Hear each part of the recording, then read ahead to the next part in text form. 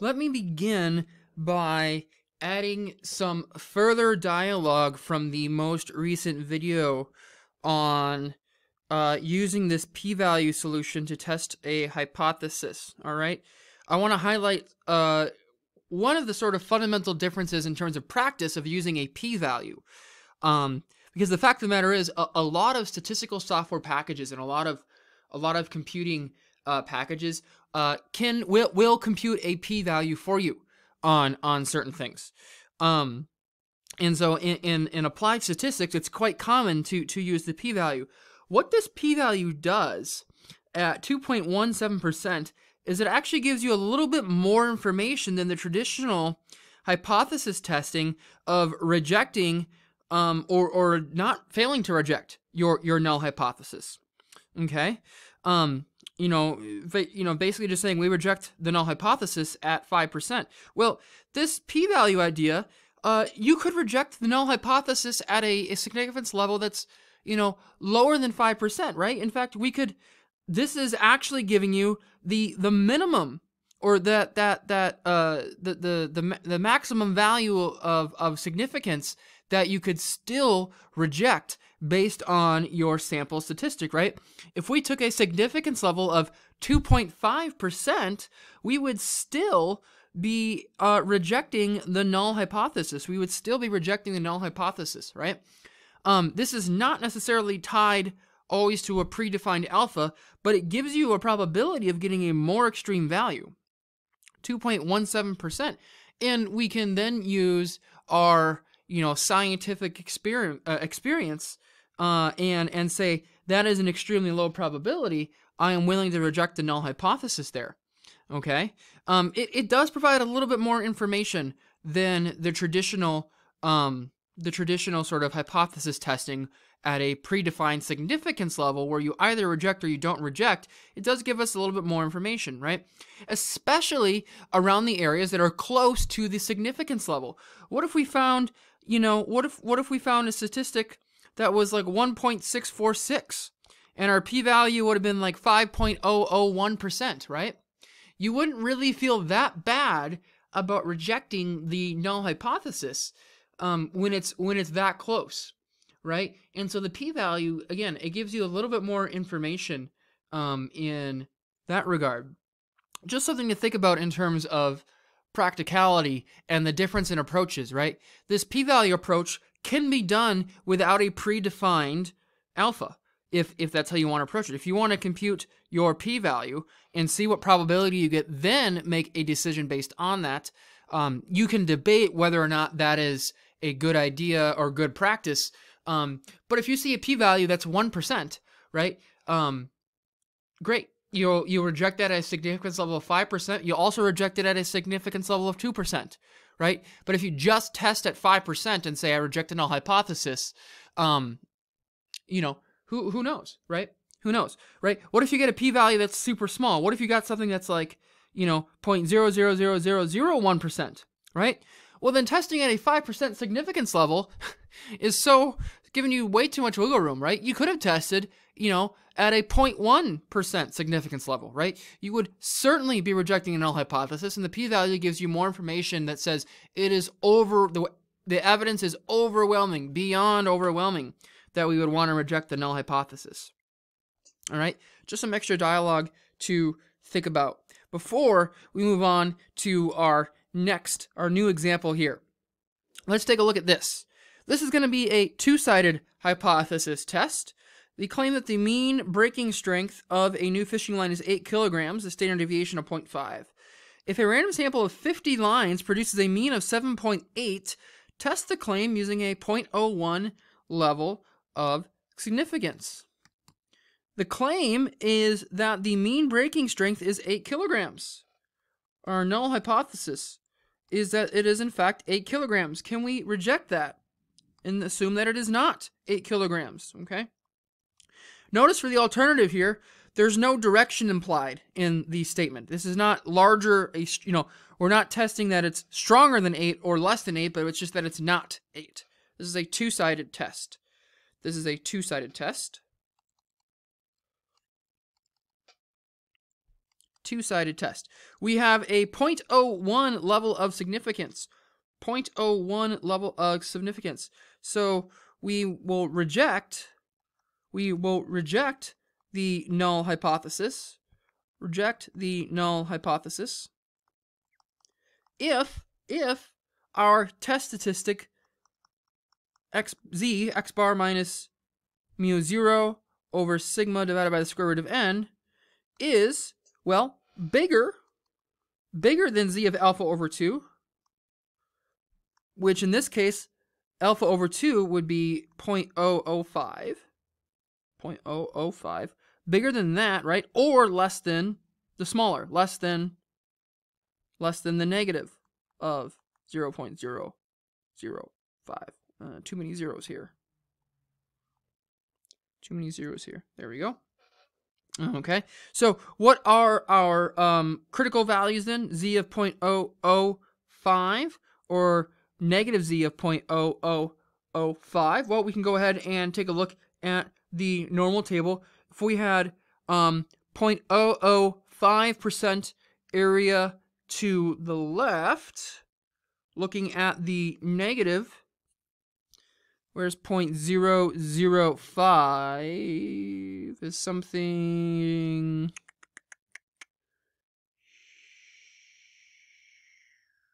right about, let's see here.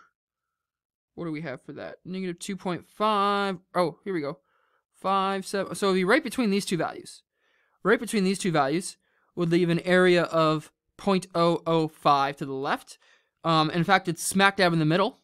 So we can go negative 2.5 between 7 and 8. Negative 2.575. So our critical values. So this is 2.575, and this is negative 2.575. What do we have in our data? In our data, we have x bar, a sample mean of 7.8, minus the null hypothesis mean, which is that it is claimed mean is 8, divided by sigma. We're assuming a standard deviation of 0.5. Over the square root of n, we tested 50, sample size of 50. And so we run that through a calculator, and this is going to be a negative number. It is negative 2.83. 2.83. All right, take a look. Negative 2.83 is less than our lower critical value, right? Less than negative 2.575. It is outside of the acceptable range. That means we reject. We reject the null hypothesis and conclude.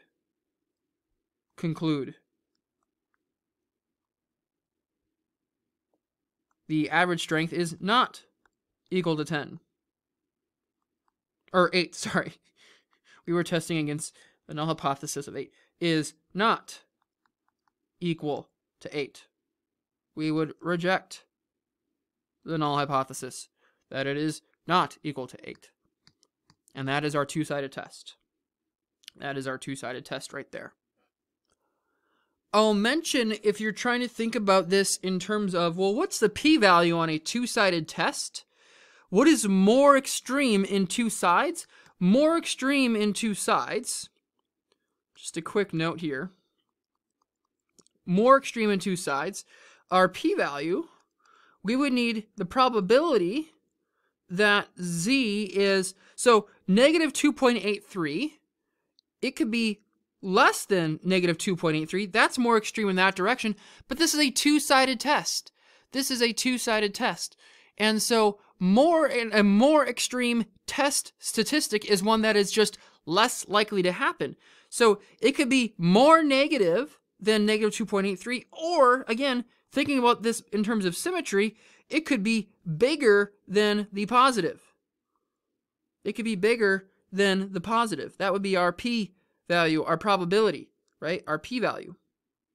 So this is not quite as nice as a one-sided test in terms of the p-value, but again, because this is a normal distribution here, right?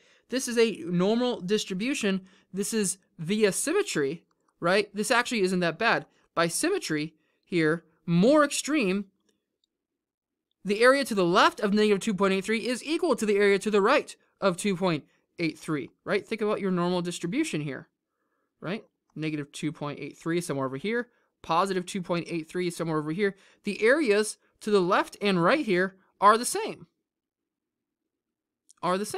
And so this is really just twice the probability that we are lower than that value. Twice the probability that we are lower than that value. So we can go ahead and say, well, what is negative 2.83 on the normal table?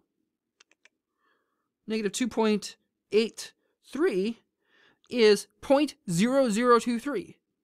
0.0023.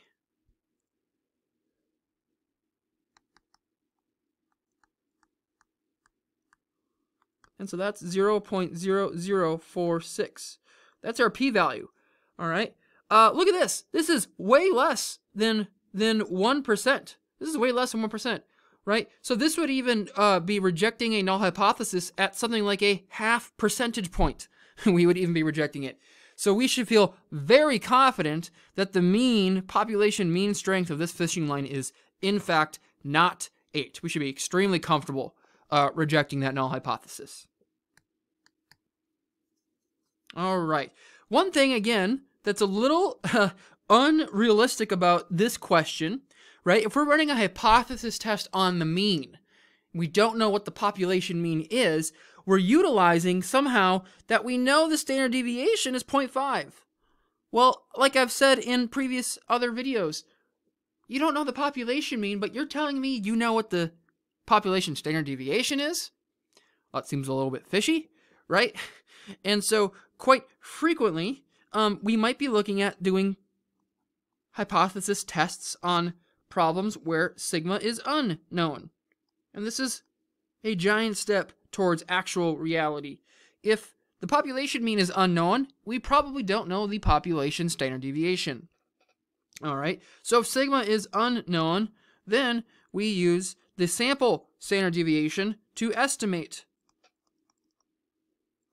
sigma, right? We use that to estimate sigma. And so what do we remember from previous videos about x bar minus mu over the sample standard deviation divided by the square root of n? This is no longer approaching a normal distribution, but this follows a t-distribution.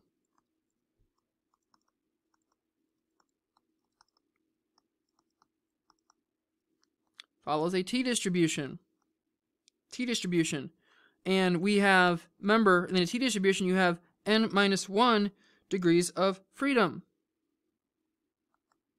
Degrees of freedom. So what happens when you're doing a hypothesis test on something that you don't know the standard deviation? Well, it's the same idea, same testing procedures, but we are just replacing our critical values, not with z-values, but we use the t-table, right? Same testing procedures. Same testing procedures. We replace z values by t values. All right, same testing procedures. And in order to see this, I want to do one example where the standard deviation is unknown and see how we just replace these z values. Let's suppose,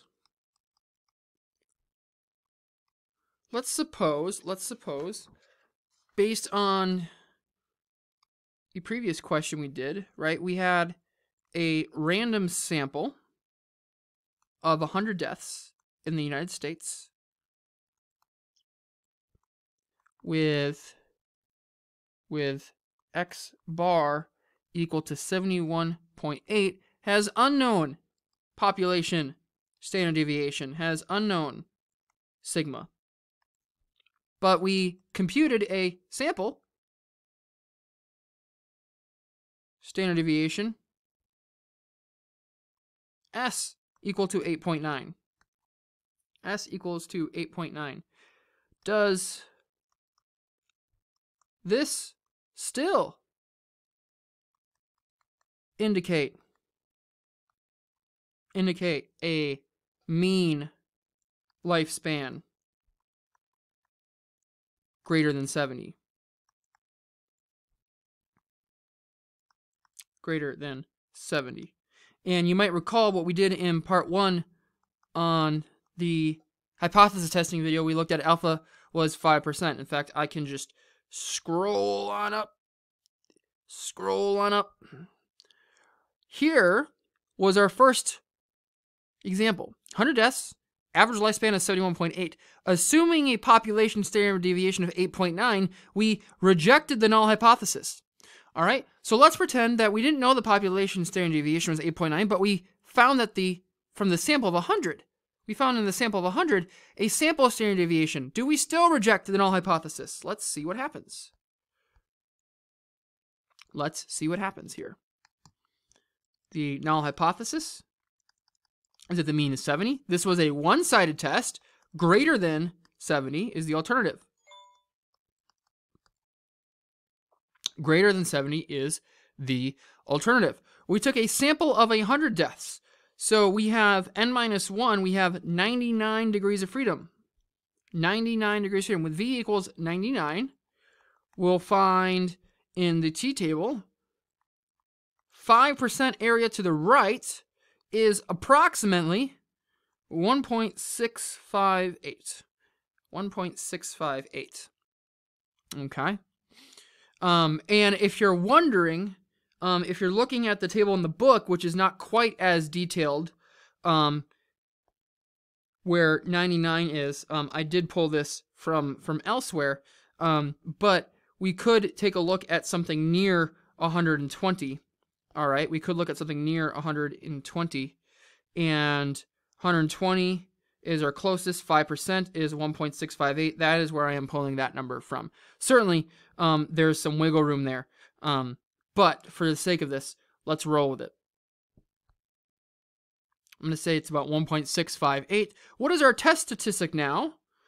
T is equal to x bar minus our stated population mean over now s divided by the square root of n. This value actually doesn't end up changing. 71.8 minus 70 over 8.9 over the square root of 100, and this is 2.02. 2.02 is way bigger than the 1.658, right? 2.02 is way bigger than the 1.658, so we still reject. Not even close. We still reject. We still reject the null hypothesis. We still reject the null hypothesis, all right? Still reject the null hypothesis, right? What is changing when the standard deviation is unknown is you are using the t-table to get your significance, your critical values here, as opposed to the standard normal table. And if it makes you uncomfortable that we use this 1.658, right? Notice that if you look at some of the surrounding values here, again, I pulled from right here. If we only had 60 degrees of freedom, or we wanted to cut the significance level in half and look at some of these values over here, none of these are bigger than 2.02, right? In all of those cases, essentially, we would still be rejecting the null hypothesis. We would still be rejecting null hypothesis. So I assure you, even if we went and looked up a more exact value for this in an alternative table, we would still be rejecting the null hypothesis. All right. So takeaway, when you're looking at these questions, first identify, do you know the population standard deviation or not? If sigma is unknown, you have to be using the t-table, right? Okay. If sigma is known, then we can use the standard normal table.